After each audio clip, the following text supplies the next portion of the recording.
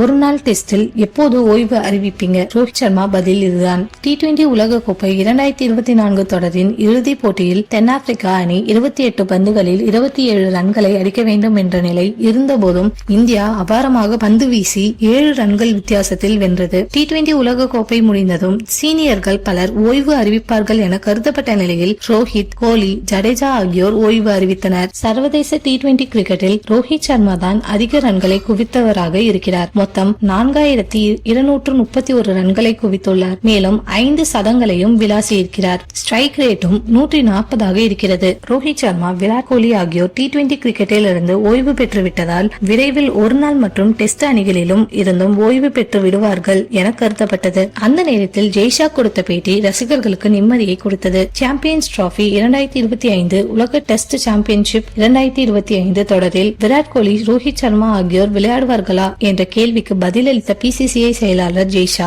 நிச்சயம் விளையாடுவார்கள் என அறிவித்தார். இந்நிலையில் ஒருநாள் மற்றும் டெஸ்ட் போட்டிகளில் இருந்து எப்போது ஓய்வு அறிவிப்பீர்கள் என்ற கேள்விக்கு ரோஹித் சர்மா பதிலளித்துள்ளார். அதில் தற்போதைக்கு ஓய்வு பெறும் எண்ணம் இல்லை, மன நிறைவோடு ஓய்வு பெற விரும்புகிறேன் என கூறினார். அதாவது இந்திய அணிக்கு T20 உலக கோப்பையை வென்று கொடுத்தது போல் சாம்பியன்ஸ் டிராபி மற்றும் டெஸ்ட் சாம்பியன்ஷிப் பைனலும் கோப்பை வென்று கொடுத்து ஓய்வு பெற விரும்புகிறேன் என்பதை தான் ரோஹித் சர்மா அப்படி கூறியிருப்பதாக கிரிக்கெட் விமர்சகர்கள் கருதுகிறார்கள்.